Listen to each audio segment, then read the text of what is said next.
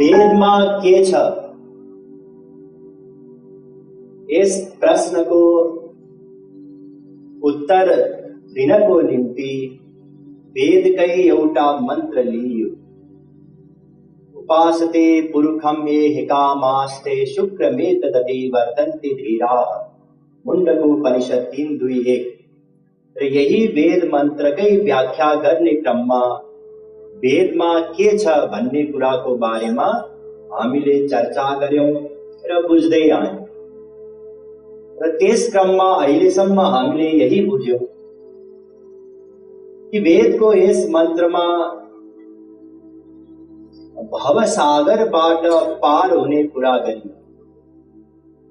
भवसागर भन्नाले दुःखको सागर। हामी सबै दुखी छौं।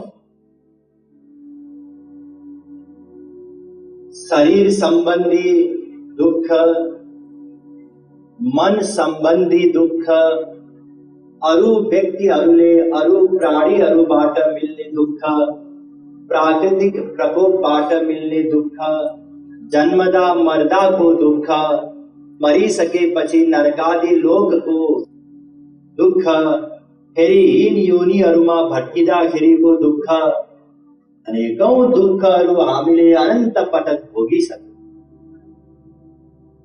र अहिले पनि हामी दुखी नै छौं, दुःख नै भोगिरहेका छौं।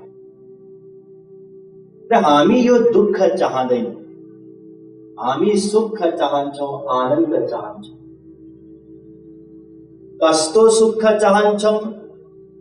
यस क्रममा, प्रवचनको क्रममा हामीले यही बुझ्यौं कि हामी अनन्त मात्राको सुख चाहन्छौं, प्रतिक्षण बढ़दै जाने वाला सुख चाहन्छौं र सधैं रहिरहने वाला सुख चाहन्छौं। यही बे चिन्तन मनन गर्यौं एकान्तमा भने हामी यही निश्चयमा नै आइपुग्छौं कि म सुख नै चाहन्छु, सुखकै निम्ति निरन्तर प्रयत्न गर्दछु र त्यो सुख जुन म चाहन्छु अनन्त मात्राकै हुन्छ। प्रतिक्षण बढ्दै जाने वाला सुख नै म चाहन्छु र सधैं रहिरहने वाला सुख नै चाहन्छु। आजसम्म हामीलाई यस्तो सुख मिलेन। अनेकौं पटक सुख मिले, विभिन्न विषयहरूबाट सुख मिले, तर ती सबै यसको विपरीत स्वभाववाला थिए। हामी अनन्त सुख चाहन्छौं, हामीलाई सीमित सुख मिले। हामी बढ्दै जाने वाला सुख चाहन्छौं, हामीलाई घट्दै जाने वाला सुख मिले। हामी सधैं रहिरहने वाला सुख चाहन्छौं, हामीलाई अहिलेसम्म मिलेको सुख नष्ट भयो, खुसियो, समाप्त भयो। हामी बारम्बार दुखी भयौं। त्यो अनन्त सुख, भूमा सुख, शाश्वत सुख, दिव्य सुख कहाँ छ त? हामीले अनन्त जन्ममा त्यही सुखलाई खोज्यौं, पछ्यायौं, आजसम्म मिलेन। किनकि हामीले गलत ठाउँमा आनन्द खोजिरहेका थियौं र अहिले पनि गलत ठाउँमा नै आनन्द खोजिरहेका छौं। जहाँ सुख छैन त्यही सुख छ भन्ने मानेर सुख खोजिरहेका छौं। वेदद्वारा हामीले बुझ्यौं कि जुन सुख, शाश्वत, दिव्य, अनन्त सुख हामी चाहन्छौं त्यो भगवान नै हुनुहुन्छ।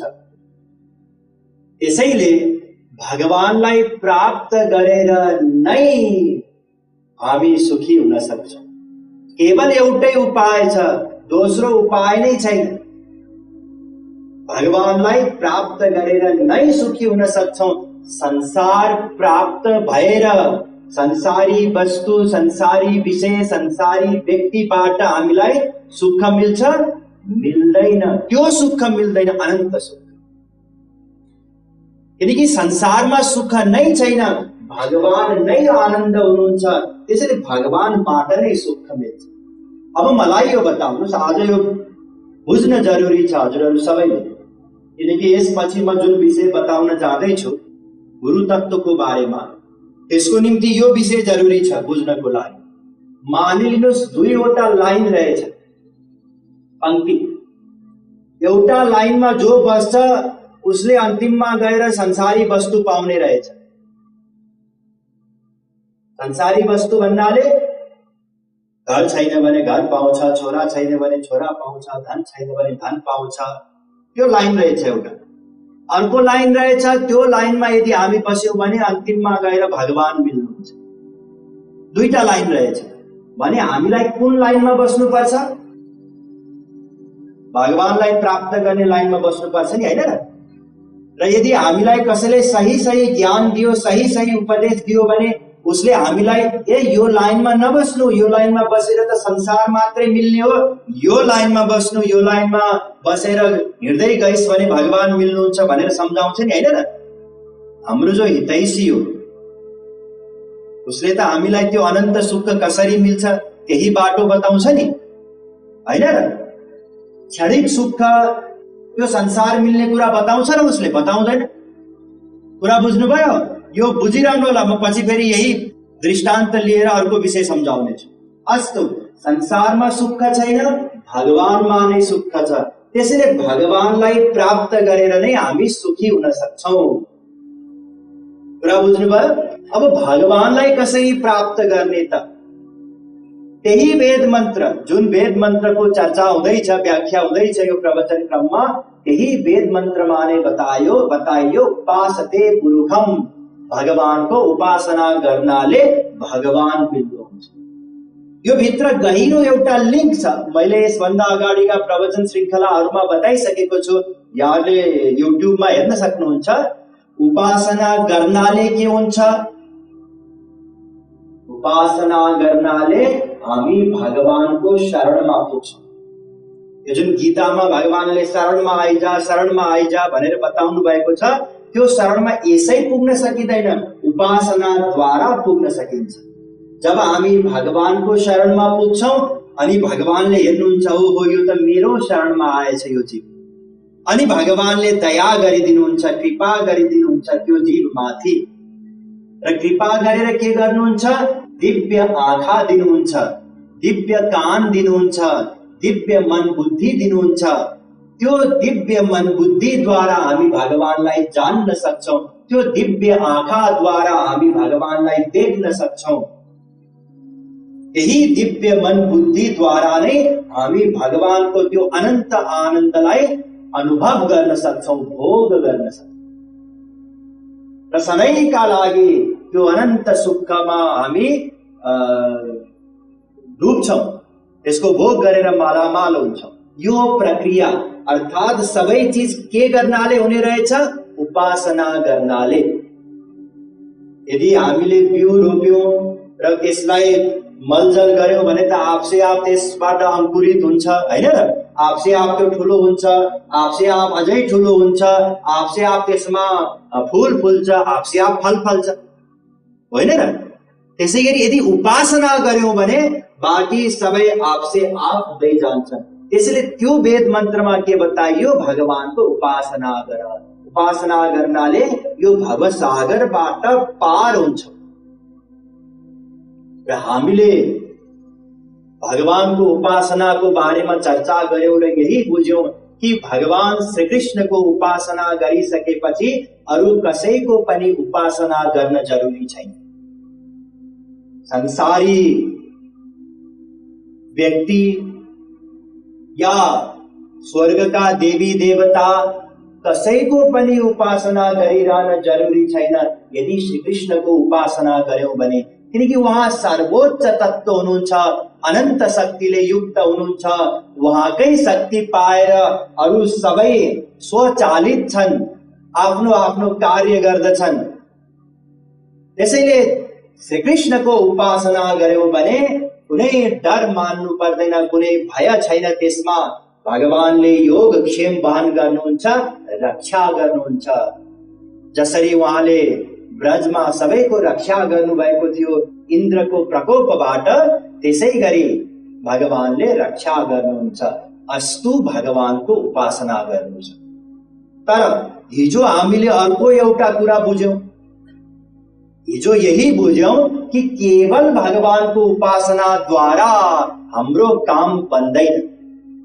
या त भगवान र गुरु दुवैको उपासना गर्न जरुरी छ, दुवैलाई एक मानेर, अथवा केवल गुरुको उपासना गर्नाले पनि काम बन्छ। गुरु भन्नाले कुनै साधारण मन्त्र दिने या पूजा गर्ने कोही पण्डित जी, यसलाई गुरु भन्न खोजिएको होइन। यहाँ गुरु शब्दको तात्पर्य हो श्रोत्रियम ब्रह्मनिष्ठम, वेद शास्त्रको ज्ञान पनि होस् पूरा पूरा, र भगवानलाई प्राप्त गरेको होस्, त्यो अनन्त सुखलाई प्राप्त गरेको होस्। यस्तो तत्व, यस्तो व्यक्तिलाई बल्ल गुरु भन्न सकिन्छ। र यस्तो गुरुको केवल यही दुईवटा योग्यता भए पुग्छ, श्रोत्रिय ब्रह्मनिष्ठ, वेद शास्त्रको ज्ञाता र भगवानलाई प्राप्त गरेको, त्यो अनन्त सुखलाई प्राप्त गरेको। यस बाहेक उसले के लगाउँछ, विवाह भएको छ कि छैन, उसको आश्रम सानो छ कि ठुलो छ, उसका अनुयायी 2 जना मात्रै छन् कि 2 करोड छन्, यी सब बाहिरी चिजसँग कुनै पनि मतलब हुँदैन। भित्री चिज हो गुरु तत्व। भित्रबाट उसले भगवानलाई, त्यो अनन्त आनन्दलाई प्राप्त गरेको होस्, यही सबैभन्दा महत्त्वपूर्ण विशेषता हो। र यस्तो गुरुको बारेमा हामीले चर्चा गर्यौं र यही बुझ्यौं कि गुरुलाई हामी चिन्न जान्न सक्दैनौं। किन? किनकि जसरी एउटा नर्सरीमा पढ्ने विद्यार्थीले आफूलाई पढाउने टिचरको योग्यता जान्न सक्दैन, त्यसै गरी हामी पनि गुरुलाई चिन्न जान्न सक्दैन। किनकि उहाँ हाम्रो मन बुद्धि भन्दा पर हुनुहुन्छ। गुरु दिव्य हुनुहुन्छ, हाम्रा इन्द्रिय मन बुद्धि माइक छन्। हामी हाम्रो माइक मनद्वारा, माइक बुद्धिद्वारा गुरुलाई चिन्न जान्न सक्दैनौं। तर ध्यान दिनुस्, नचिनिकन त काम बन्दैन। किनकि हामीलाई त गुरुको उपासना गर्नु छ। यदि हामीले गुरुलाई नै चिनेनौं भने कसको उपासना गर्छौं? जसको उपासना गर्नु छ, पहिले उहाँलाई चिन्नु पर्यो, जान्नु पर्यो, प्राप्त गर्नु पर्यो, उहाँको शरणमा जानु पर्यो, उहाँको समीपमा जानु पर्यो, अनि पो हामी उहाँको उपासना गर्न सक्छौं। यदि हामीले चिन्दै चिनेनौं, जान्दै जानेनौं भने कसरी उपासना गर्ने? त्यसैले चिन्न जरुरी छ। अब कसरी चिन्न सकिन्छ? म शास्त्र सम्मत केही उपायहरू बताउन जाँदैछु, अत्यन्त ध्यान दिएर सुन्नुहोला। यदि हामीले सही गुरुलाई चिन्न सकेनौं भने, अनन्त जन्म हामीले साधना गर्यौं भने पनि केही मिल्ने वाला छैन, परिश्रम मात्रै हो। बारी मथे बरु होई घृत, सिकताते बरु तेल। बरु कसैले चुनालाई मथेर घिउ निस्किन सक्छ, यो पनि हामी मान्न तयार छौं। बालुवालाई पेलेर तेल निस्क्यो रे, यो पनि मान्न तयार छौं। तर गुरु बिनु भवनिधि तरै न कोई, जो बिरंची शंकर सम होई। बिना गुरु कसैले पनि यो भवसागरबाट पार पाउन सक्दैन। त्यसैले गुरुलाई त चिन्नु नै छ। चिन्ता नलिनुस्, अनन्त जीवहरूले वास्तविक महापुरुषलाई चिने, जाने, उहाँको शरणमा गएर उहाँको उपासना गरे र यो भवसागरबाट पार भए। त्यसैले हामी पनि गुरुलाई चिन्न सक्छौं, जान्न सक्छौं, तर त्यसको लागि केही समय चाहिन्छ र केही उपाय छन्, जुन उपायद्वारा मनन गरेर, अनुमान गरेर हामी गुरुलाई चिन्न सक्छौं। 2 प्रकारका जीव हुन्छन्, हिजो मैले बताएको थिएँ। मायाको अधीनमा रहेका हामी जस्ता जीवात्मा र माया भन्दा पर भएका गुरु, महापुरुष। अब जो मायाको अधीनमा छन्, केही यस्ता व्यक्तिहरू छन् जो स्वयं मायाको अधीनमा छन्, तर सन्तको भेष बनाएर बस्छन्। तिलक लगाउँछन्, दाढी कपाल पालेका छन्, पहेँलो कपडा लगाउँछन्, आफूलाई जे मन लाग्छ, जे एउटा आइडिया छ त्यस अनुसारको प्रवचन पनि दिन्छन्, शिष्य बनाउँछन्, मन्त्र दान दिन्छन्, कतिपयले चमत्कार देखाउँछन्, जादु देखाउँछन्। विभिन्न चीज हामी देख्छौँ हाम्रै समाजमा, कहीँ बाहिर जानै पर्दैन। तर भित्रबाट के छन्? मायाको अधीनमा छन्, काम क्रोध लोभ मोह इत्यादिको अधीनमा छन्, दुखी छन्। त्यो अनन्त सुख उनीहरूले पनि प्राप्त गरेका छैनन्, अर्थात् स्वयं डुबिरहेका छन् संसार। जो स्वयं डुबिरहेको छ यो भवसागरमा, उसले हामीलाई भवसागरबाट पार गराउन सक्छ र? सक्दैन। त्यसैले यस्ता व्यक्तिबाट खतरा छ हामीलाई, किनकि बाहिरबाट हेर्दा त सन्त जस्तै देखिन्छ, पहेँलो कपडा लगाछन्, सब आश्रम शास्त्रम छ। र अर्का जो वास्तविक महापुरुष हुन्, ती वास्तविक महापुरुष पनि दुई प्रकारका हुन्छन्, हिजो हामीले चर्चा गरेका थियौँ। एउटा त त्यो आनन्दमा यति मस्त रहन्छन् कि उनीहरूले केही देख्दै देख्दैनन्, सुन्दै सुन्दैनन्। यत्र वा अस्य सर्वमात्मैमाभूत् तत्केन कं जिग्रेत तत्केन कं पश्येत् तत्केन कं शृणुयात् तत्केन कं अभिवदेत् तत्केन कं मन्वीत तत्केन कं विजानीयात् येने तत्त्वं सर्वं विजानाति तं केन विजानीयात् विज्ञातारमरे केन विजानीयात् इति बृहदारण्यकोपनिषद 2:4-14। यस वेद मन्त्रमा बताइयो कि उहाँहरूले भगवानलाई नै देख्नुहुन्छ, भगवानलाई नै सुन्नुहुन्छ, भगवानकै बारेमा सोच्नुहुन्छ, भगवानलाई नै जान्नुहुन्छ, भगवान बाहेक केही पनि देख्नुहुन्न, केही पनि सुन्नुहुन्न, केही पनि जान्नुहुन्न, त्यही अनन्त आनन्दमा मस्त रहनुहुन्छ। यस्ता महापुरुषबाट हाम्रो कल्याण हुन सक्दैन, किनकि बिचारा उहाँले हामीलाई देख्दै देख्नुहुन्न, हाम्रो कुरा सुन्दै सुन्नुहुन्न, कसरी लाभ मिल्छ? त्यो त जसरी एउटा हामी मूर्तिको पूजा गर्छौं, त्यो मूर्तिबाट हामीलाई के लाभ मिल्छ? केही लाभ त मिल्दैन। त्यो मूर्तिबाट हामीलाई कुनै प्रवचन, कुनै ज्ञान हामी प्राप्त गर्न सक्छौं र? सक्दैनौं। हामीलाई मन लागेको एउटा कुनै प्रश्न थियो, जिज्ञासा थियो, त्यो प्रश्न सोधेर त्यसको समाधान प्राप्त गर्न सक्छौं? सक्दैनौं। त्यही मूर्ति समान हुनुहुन्छ महापुरुष, त्यसैले उहाँबाट लाभ मिल्दैन। अर्को महापुरुष ती महापुरुष हुनुहुन्छ जसले त्यो आनन्दलाई नियन्त्रण गरेर, त्यो आनन्दमा नडुबिकन अब हामीलाई देख्नुहुन्छ, हामीलाई सुन्नुहुन्छ, हामी जस्तै सबै व्यवहार गर्नुहुन्छ। अब उहाँबाट हाम्रो काम बन्न सक्छ। तर उहाँको बहिरङ्ग कार्य, बाहिरी कार्य हाम्रो जस्तै हुन्छ, त्यसैले हामी उहाँलाई जान्न सक्दैन। त्यसैले दुई प्रकारका बाबाजी हुन्छन्। एउटा ढोंगी बाबाजी, फर्जी बाबाजी, जो आफू त मायाको अधीनमा छन् तर बाहिरबाट सन्त जस्तै वेशभूषा धारण गर्छन्, प्रवचन दिन्छन् इत्यादि। र अर्को वास्तविक महापुरुष जो भित्रबाटै महापुरुष हुनुहुन्छ, त्यो मायाबाट पार हुनुभएको छ, त्यो अनन्त आनन्द प्राप्त गर्नुभएको छ, भगवानको साक्षात्कार गर्नुभएको छ। अब यी दुईटालाई कसरी चिन्ने त? को नक्कली हुन्, को सक्कली हुन्, कसरी जान्ने त? ध्यान दिनुहोस्। यदि कुनै व्यक्तिले हिरा किन्न गयो भने पनि त्यो पसलमा, हिराकै पसलमा पुगेर पनि त्यो हिरालाई लिएर परीक्षण गर्छ कि गर्दैन? होइन त, गर्छ नि। के थाहा यत्रो पैसा हालेर किनुला, नक्कली पर्यो भने? त्यो हिरा जस्तै देखिने सिसा पनि त हुन्छ नि, हुँदैन र? एउटा साधारण सिसा पनि त हिरा जस्तै देखिन्छ। त्यो त पारखीले नै बताउन सक्छ कि यो साधारण सिसा हो, केवल 200 रुपियाँको हो, यो वास्तविक हिरा हो, 2 करोडको हिरा हो। जसरी त्यहाँ छान्नु पर्छ, हेर्दाखेरि उस्तै उस्तै देखिन्छ, त्यसै गरी सन्तहरू र ती फर्जी बाबाहरू पनि बाहिरबाट हेर्दा उस्तै उस्तै लाग्न सक्छ। तर हामीले चिन्नु छ। अब कसरी चिन्न सकिन्छ? ध्यान दिनु। वास्तविक महापुरुषले केही यस्ता कार्य गर्दैनन् जुन फर्जी बाबाहरूले अवश्य गर्छ।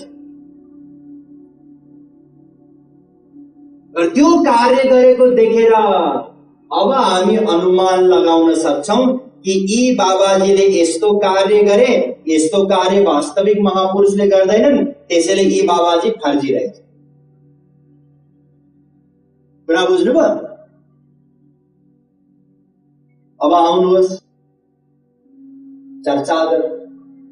र अघि मैले प्रवचनको, आजकै प्रवचनको सुरुमा मैले बताएको थिएँ नि, दुईटा पङ्क्ति छ। एउटा पङ्क्तिमा बस्यो भने अगाडि गएर संसारी सुख मिल्छ, अर्को पङ्क्तिमा बस्यो भने अगाडि गएर भगवान सम्बन्धी अनन्त सुख मिल्छ भने कुन पङ्क्तिमा हामी बस्नु पर्यो? भगवान वाला। जुन पङ्क्तिमा बसेर भगवान मिल्नुहुन्छ त्यो पङ्क्तिमा बस्नु पर्यो नि, हो कि न? जुन पङ्क्तिमा बसेर संसार मिल्छ त्यो पङ्क्तिमा बसेर काम बन्छ हाम्रो? बन्दैन। त्यो त केही समयको लागि मिलेको जस्तै लाग्छ, हामी झन् त्यसैमा रुमलिन्छौँ। यता अर्को पङ्क्तिमा बस्न झन् मन लाग्दैन, झन् हामी भगवानबाट टाढा हुन्छौँ। कुरा बुझ्नुभयो? यो अघि मैले सोधेको थिएँ नि, किनकि संसारमा त सुख छैन।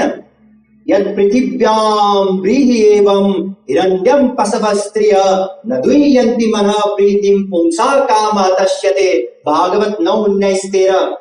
यदि कसैलाई सम्पूर्ण पृथ्वीको साम्राज्य मिल्यो र सबै धन उसको, ऊ पुरुष हो भने सबै स्त्री भोग गर्नलाई मिल्यो भने पनि ऊ यो सब संसार पाएर सुखी हुन सक्दैन भने हामी के आशा गर्ने?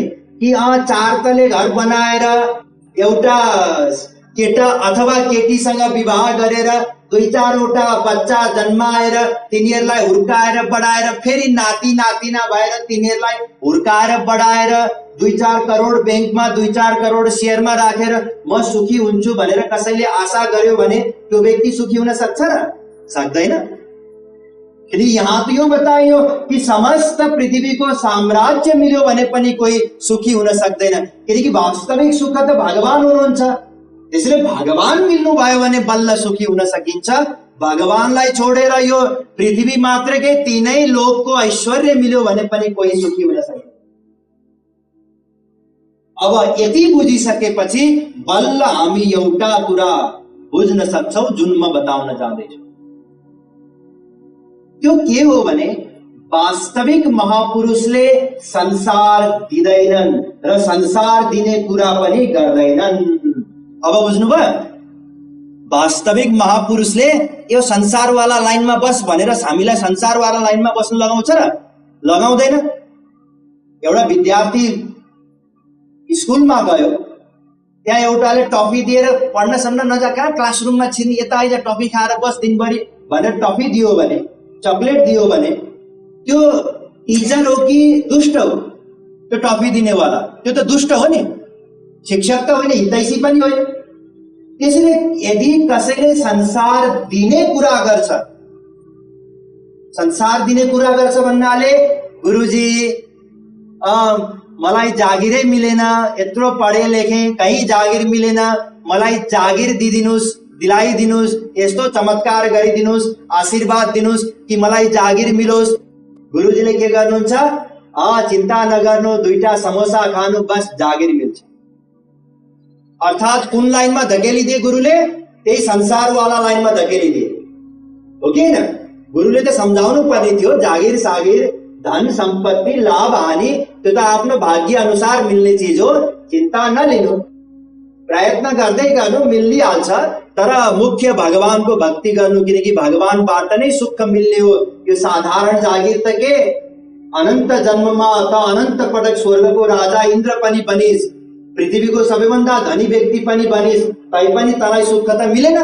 त्यसैले जागिरलाई धेरै टेन्सन नलिनु। जागिरको कारणले गर्दा श्रीकृष्णको भक्ति गर्नु, यो उपदेश दिनु थियो गुरुलाई। गुरुले के गरे? मिलिहाल्छ, चिन्ता नलिनु। अब के ती वास्तविक गुरु हुन् त? होइनन्। थाहा भइहाल्यो नि, फर्जी गुरु रहेछन्। किनकि हामीलाई गलत लाइनमा बस्न लगाए नि, भगवानलाई प्राप्त गर्ने लाइनमा बस्न लगाए नि। कुन लाइनमा बस्न लगाए? संसार प्राप्त गर्ने लाइनमा बस्न लगाए।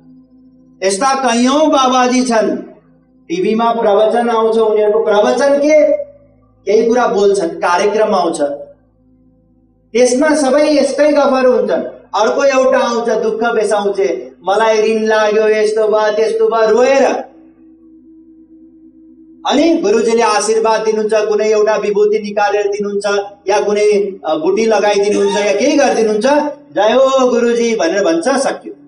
अर्को आउँछ, गुरुजी पोहोरमा हजुरलाई आथे, हजुरलाई भेटेथे, हजुरलाई भेटेपछि त मालामाल भयो, मेरो व्यापारमा उन्नति भयो, मैले धन पनि कमाएँ, विवाह पनि गरेँ, बाल बच्चा पनि भए, म बच्चालाई लिएर आउँदैछु। ती को के रहेछन्? फर्जी बाबाजी रहेछन्। किनकि हामीलाई संसारवाला लाइनमा बस्न लगाए। कुरा बुझ्दै हुनुहुन्छ? संसारमा सुख छैन नि त।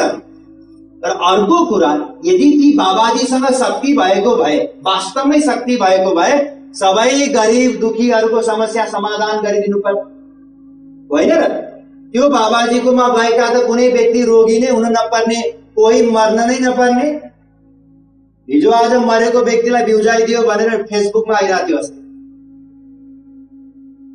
एउटा कुनै चर्चमा एउटा व्यक्तिलाई अब त्यही नाटक गरे होला, मरेको अभिनय गर्न लगायो होला, उसले आफू के गर्यो, झुरुक्क उठ्यो। अब यति पावर रहेछ क्रिस्चियन पादरीसँग भने अमेरिकामा, इङ्ल्यान्डमा कोही मर्नै नपर्ने, क्रिस्चियन देशहरूमा त सब अमर हुनुपर्ने, होइन र? साधारण कुरा पनि हामी बुझ्दैनौँ, जान्दैनौँ। यो जुन संसारी लाभ हामी हो, यो हाम्रै भाग्य अनुसार मिल्छ। हरेणापि ब्रह्मणापि सुरैरपि ललाट लिखिता रेखा परिमाष्टुम न शक्यते। ब्रह्माजी, विष्णुजी, शङ्करजीले पनि हाम्रो भाग्यभन्दा पर केही दिनै सक्नुहुन्न भने यी साधारण बाबाजी, जसलाई आफ्नै हैसियत थाहा छैन, म भरेसम्म बाँच्छु कि बाँच्दिन, उनीहरू हामीलाई हाम्रो भाग्यभन्दा पर दिने कुरा गर्छन्। यो आश्चर्यको कुरा हो। र हामी झन् मूर्ख। ती त मूर्ख नै हुन्, उनीहरूकोमा जाने हामी झन् पटमूर्ख। बिचारा पटमूर्ख के अज्ञानी। हामीलाई थाहै थिएन नि त अहिलेसम्म कि भगवान अनन्त आनन्द हुनुहुन्छ, भगवानलाई प्राप्त गरेर नै सुखी हुन्छौँ। यो हामीलाई थाहै थिएन। हामीले त अहिलेसम्म यही बुझेका थियौँ कि अझै धन भयो भने सुख मिल्छ। अहिले त 2 करोड मात्रै छ या मेरो 4 आना मात्रै जमिन छ, अर्को जमिन जोड्न सके भने त्यसले त जोड्यो, उसको 2टा घर छ, मेरो पनि 2टा घर भए, 2टा जमिन भए सुख मिल्छ। अहिलेसम्म हामीले यो बुझेका थियौँ, संसार मिलेर सुख मिल्छ। यो हाम्रो गलत ज्ञान थियो। र जति पनि बाबाजी थिए तिनीहरूले हामीलाई सही ज्ञान दिनुको सट्टा हाम्रै गलत ज्ञानलाई नै मलजल गरिरहेका थिए। यसले वास्तविक महापुरुषले संसार दिने कुरा गर्दैनन् र फर्जी बाबाजीले के गर्छन्? संसार दिने कुरा गर्छन्। यहाँहरूले महाभारत पढ्नुभयो होला, सुन्नुभयो होला, टिभीमा हेर्नुभयो होला। महाभारतमा अभिमन्यु मारिए नि, थाहा छ यो कुरा? अभिमन्यु मारिए, उनकी स्त्री उत्तरा विधवा भइन् र अभिमन्युको सबको वरिपरि शोक गर्नको लागि को हुनुहुन्छ थाहा छ? स्वयं साक्ष्य मामा भगवान श्री कृष्ण, साक्ष्य मामा, गीता ज्ञानी गाण्डीवधारी अर्जुन।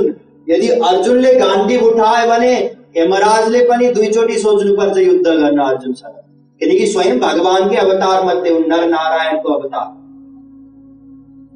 र वेद व्यासजी जसले विवाह गराइदिनु भएको थियो अभिमन्यु र उत्तराको, 3 जना वरिपरि हुनुहुन्छ, 3 जना भगवान शोक मनाइरहनु भएको छ। कसैले पनि अभिमन्युलाई जीवित गराइदिनु भएन। जब 3 जना भगवानको 3वटा स्वरूप वरिपरि बसेर शोक मनाइरहनु भएको छ, जीवित गराउन सक्नु भएन अभिमन्युलाई, आफ्नै साक्ष्य भान्जा, आफ्नै छोरा। अनि हामी के आशा गर्छौं? एकजना बाबाजी हुनुहुन्छ, मेरो भाग्यमा छोरा छैन, के भयो त? बाबाजीले बुटी दिएर भए पनि छोरा दिनुहुन्छ। यो हाम्रो गलत ज्ञान। त्यसैले अब ध्यान दिनुहोस्, यदि हामी कहीँ गयौँ, कहीँ कुनै सत्सङ्गमा कहीँ, त्यहाँ हामीले देख्यौँ संसार दिने कुरा पो भइरहेछ त। यहाँ त सब भक्तजनहरू जाँदैछन्, संसार माग्दैछन्, गुरुजीले आशीर्वाद दिँदै हुनुहुन्छ, भइहाल्छ भन्दै हुनुहुन्छ भने ती गुरुजी वास्तविक गुरुजी रहेछन् त? होइनन्। के रहेछन्? फर्जी बाबाजी रहेछन्। कुरो बुझ्नुभयो? एउटा उपाय हामीले जान्यौँ नि, र वेद सम्मत उपाय हो यो, कुनै काल्पनिक उपाय बताएको होइन मैले। किनकि वेद शास्त्रले त यही बताए नि, भगवानलाई प्राप्त गरेर नै सुखी भइन्छ, संसार प्राप्त गरेर सुखी भइँदैन। यति बताउँदा बताउँदै संसार नै दिने कुरा गर्ने, संसारलाई नै लक्ष्य बताउने बाबाजी त फर्जी नै बाबाजी हुन्। उनलाई अहिलेसम्म वेद शास्त्रकै ज्ञान रहेनछ। यो पहिलो उपाय। अब दोस्रो उपाय, वास्तविक बाबाजीले चमत्कार देखाउँदैन। ध्यान दिनुहोस्, यो जुन उपासना हो, जुन उपासना गर्ने हामीले कुरा गर्यौं, अब पहिला सिद्धान्त बुझ्नुहोस्। हामीले पहिलो दिनदेखि नै उपासना गर्नु छ भगवानको भनेर बुझौँ नि। भगवान श्री कृष्णको उपासना गर्नाले नै अनन्त सुख मिल्छ, र गुरु र भगवान एक भएकाले, भगवानले आफ्नो समस्त शक्ति गुरुलाई दिने भएकाले गुरु र भगवान एक हुनुहुन्छ। यो पनि हामीले बुझ्यौं। अझै यसरी बुझ्नुहोस् कि गुरु भित्र बसेर गुरुको प्रत्येक कार्य भगवानले नै गर्नुहुन्छ। तस्य कार्यम न विद्यते, गीता 3:17। गुरुको आफ्नो कुनै प्रयोजन नै छैन, कार्य नै हुँदैन, गुरुभित्र बसेर भगवानले नै त्यो कार्य गर्नुहुन्छ। तुलसीदासजी महाराजले रामायण लेख्नु भएकै होइन, तुलसीदासजी महाराज भित्र बसेर स्वयं भगवान रामले रामचरितमानस लेख्नु भएको। किनकि महापुरुषहरूले भगवानलाई प्राप्त गरिसकेपछि अब केही प्राप्त गर्नै पर्दैन, किनकि अब केही चिज नै रहँदैन नि। हामी त गरिरहन्छौँ, के को निम्ति गर्छौँ? आनन्द मिलोस् भनेर गर्छौँ नि। सुख मिलेको छैन, त्यो अनन्त सुख मिलेको छैन, त्यही अनन्त सुख मिलोस् भनेर चाहे संसारमा छ भन्ने ठानेर अहिलेसम्म संसारको निम्ति प्रयत्न गर्यौं, अथवा अब भगवानमा सुख रहेछ, भगवान नै आनन्द हुनुहुँदो रहेछ भनेर भगवानको उपासना गरौँला। हाम्रो कार्यको त एउटा प्रयोजन छ नि, सुख मिलोस् भनेर। जब त्यो सुख मिल्छ, भगवान मिल्नुहुन्छ, त्यसपछि त कुनै पनि प्रयोजन रहँदैन। अब केही गर्यो भने के को लागि गर्ने? यसरी बुझ्नुहोस्। नौनी खान्छौँ नि हामी घरमा घिउ बनाउनको निम्ति। नौनी खाँदाखेरि आवाज आउँछ कि आउँदैन? आउँछ। आगोमा यदि नौनीलाई ततायौं भने आवाज आउँछ। आवाज आउँदा आउँदै पट पट पट पट पट पट पट पट पट, अब आवाज आउँछ। घिउ बनेपछि आउँदैन। अब जति तताए पनि आउँदैन, जल्छ तर आउँदैन आवाज। किनकि अब घिउ बन्यो। त्यसैले महापुरुषको पनि जब उहाँले भगवानलाई प्राप्त गर्नुहुन्छ तब कुनै प्रयोजन नै रहँदैन, त्यसैले उहाँले केही पनि गर्नुहुन्न। तर त्यही अघिको घिउमा यदि हामीले रोटी बेलेर पुरी पकाउनको लागि राखिदियो भने अब आवाज आउँछ कि आउँदैन? आउँछ। त्यो आवाज आफ्नो लागि आएको हो र होइन नि, त्यो पुरी पकाउनको लागि आएको। जब त्यो पुरी बन्छ अनि फेरि आवाज आउँदैन। फेरि अर्को रोटी कसैले राखिदियो भने फेरि आवाज आउँछ। त्यो रोटीको लागि आउँछ, आफ्नो लागि होइन। त्यसैले महापुरुषले या भगवानले पनि अवतार लिएको समयमा केही गर्नुभयो भने आफ्नो लागि हुँदै होइन त्यो। किनकि आफ्नो लागि त प्राप्त गर्नुपर्ने केही पनि छैन। त्यसैले जे पनि गर्नुहुन्छ जीव कल्याणको लागि गर्नुहुन्छ, अरूको निम्ति गर्नुहुन्छ। अस्तु, महापुरुष भित्र बसेर ती महापुरुषबाट जीव कल्याणको लागि जे कार्य हुन्छ भगवानले नै गर्नुहुन्छ। त्यसैले भगवान र महापुरुष या गुरु एक हुनुहुन्छ। त्यसैले चाहे हामी गुरुको उपासना गरौँ या भगवान र गुरु दुवैलाई एक मानेर दुवैको उपासना गरौँ, उपासना उहाँहरूकै गर्नु छ। यदि भगवान र गुरुलाई छोडेर अरू कुनै व्यक्तिको, अरू कुनै सत्ताको, अरू कुनै तत्त्वको, अरू कुनै विषयको उपासना भयो भने काम बन्छ त? बन्दैन नि। अब ध्यान दिनुहोस्, यदि चमत्कार कसैले देखायो, वास्तविक महापुरुषले नै यदि चमत्कार देखाउनु भयो भने हामी उहाँको भक्ति त गरेको जस्तो गर्छौं, तर भित्रबाट भक्ति कसको हुन जान्छ? चमत्कारको भक्ति हुन जान्छ। कुरा बुझ्नुभयो? अत्यन्त सूक्ष्म कुरा बताउँदैछु। मान लिनुहोस् वास्तविक महापुरुषसँग त भगवानको अनन्त शक्ति हुन्छ नि। अपहत पात्मा विजरो विमृत्युर विशोको विजिगत्सो पिपासा सत्य काम सत्य संकल्प छान्दोग्योपनिषद 8:7-1 यी सबै शक्ति भगवानले गुरुलाई दिनुहुन्छ। सत्य संकल्प हुनुहुन्छ गुरु। सब शक्ति जति पनि रिद्धि सिद्धिहरू छन् ती अनन्त मात्रामा सब गुरु भित्र रहन्छ। गुरुले चाहनुभयो भने चमत्कार देखाउन सक्नुहुन्छ, तर देखाउनुहुन्न। किनकि यदि उहाँले चमत्कार देखाउनु भयो भने जुन हाम्रो श्रद्धा हो, हाम्रो प्रेम हो, भक्ति हो, लगाव हो, झुकाव हो, त्यो चमत्कार प्रति हुन्छ, गुरु प्रति हुन पाउँदैन। यहाँहरूलाई म एउटा दृष्टान्त दिन चाहन्छु। वृन्दावनमा एउटा बिहारीजीको मन्दिर छ। त्यहाँ वर्षमा एकपटक बिहारीजीलाई एउटा झुला छ, कुनै बेला एउटा सेठले बनाएको झुला, अरबौं रुपियाँको या करोडौं रुपियाँको, त्यो झुलामा बिहारीजीलाई राखिन्छ। र त्यो दिन यति धेरै दर्शनार्थीहरू जान्छन् दर्शन गर्नको निम्ति कि पहिले त्यहाँ मान्छेहरू मर्थे भगदड भएर। यति भीड केको निम्ति? आज बिहारीजी त्यो करोड रुपियाँको झुलामा झुल्दै हुन्छ। हिजो के गर्दै हुन्थ्यो? हिजो केवल बिहारीजी हुन्थ्यो, आज बिहारीजी प्लस 1 करोडको झुला। हिजो दर्शन गर्ने धेरै कम जना बिहारीजीको दर्शन गर्नको लागि, आज दर्शन गर्नको लागि यति धेरै कि मान्छे मर्ने स्थिति पुग्यो। ती दर्शनार्थीहरू कसको दर्शन गर्न गएका थिए? झुलाको। किनकि बिहारीजीको दर्शन गर्ने भएको भए त हिजो गए हुन्थ्यो नि, हैन? उनीहरूको भक्ति, उनीहरूको प्रेम, उनीहरूको श्रद्धा, उनीहरूको लगाव बिहारीजी प्रति रहेछ कि झुला प्रति रहेछ? झुला प्रति रहेछ, बिहारीजी प्रति रहेछ। एक पटक यो प्रसंग बताउने छोड्दिन्छु, यही प्रसंगबाट नै बुझिन्छ। खैर बताइहाल्नु। एक पटक हाम्रो गुरुदेवले एउटा सानो आश्रम बनाउनु भएको थियो। त्यसको उद्घाटन गर्नको लागि त्यहाँको एउटा पोलिटिकल फिगर पनि हुन् र पुरानो कलाकार पनि हुन्, हेमा मालिनी, उनलाई बोलाउनु भयो। सबजना दौडेर आए, हेमा मालिनी आउँदैछिन् भनेर। उहाँलाई चिन्ने जाने सबजना आए, सत्सङ्गीहरू। हिजो केवल गुरुदेव हुँदाखेरि त्यही मन्दिरमा, त्यही आश्रममा ती व्यक्तिहरू आएन। आज हेमा मालिनी आइन् रे भनेपछि दौडेर आए।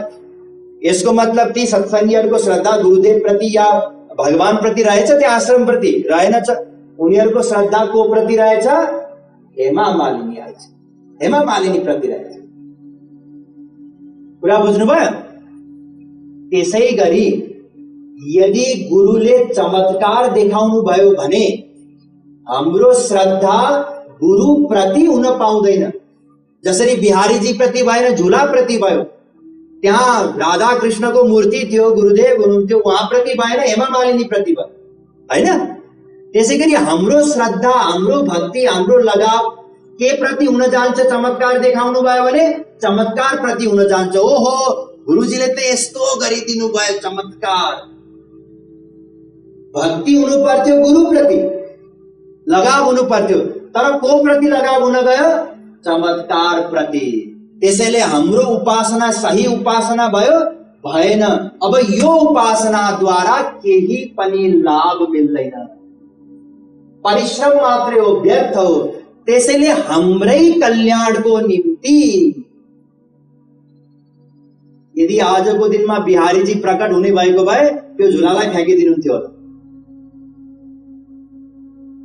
किनकि सही श्रद्धा हुन पाएन नि, सही ठाउँमा हुन पाएन नि श्रद्धा। कुरा बुझ्नुभयो? त्यसले हाम्रै कल्याणको निम्ति गुरुले, वास्तविक गुरुले चमत्कार देखाउनुहुन्न। किनकि चमत्कार देखाएर यदि भिड बटुलियो भने त्यो भिडको श्रद्धा के प्रति हुन्छ? चमत्कार प्रति हुन्छ, गुरु प्रति हुन पाउँदैन। तर केही यस्ता फर्जी बाबाजीहरू छन् जसले चमत्कार देखाउँछन्। के गर्छन्? हावाबाट चेन निकालिदिए, सुनको लगाइदिए, लगाउने वालाले सोच्यो आहा जय हो गुरुजी, साक्षात भगवान हुनुहुन्छ। गुरुजीको यदि यति क्षमता भएको भए त सबै हाम्रो देशमा या इन्डियामा जति गरिबी छ सब गरिबहरूलाई सुन दिएर धनी बनाइदिनु पर्ने। वास्तवमै क्षमता रहेछ गुरुजीमा।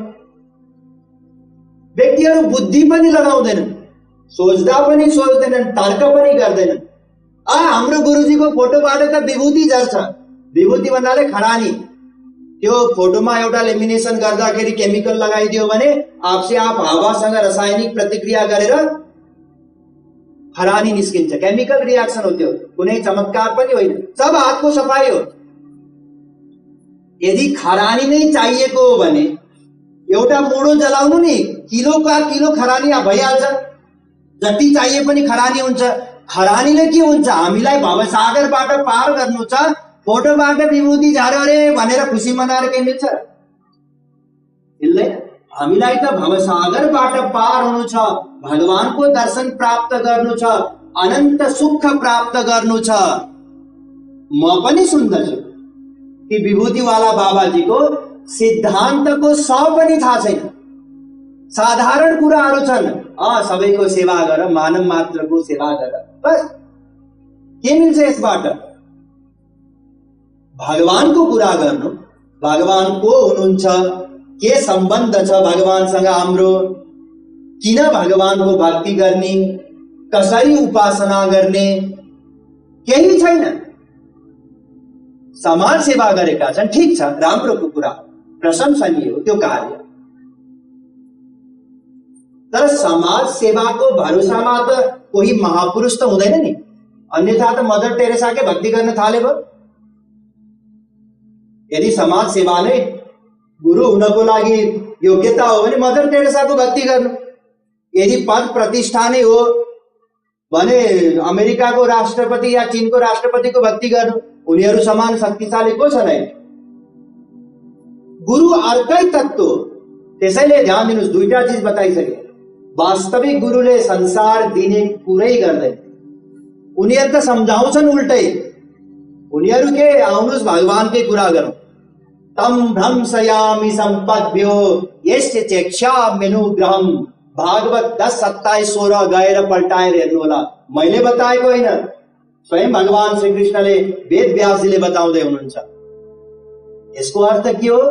जसमाथि भगवानले कृपा गर्नुहुन्छ उसको संसार ठीक त्यसै गरी खोसिदिनुहुन्छ भगवानले। जसरी हिजो आज बच्चाहरूको हातबाट आमाले मोबाइल खोसिदिएर पढ्न लगाउँछ।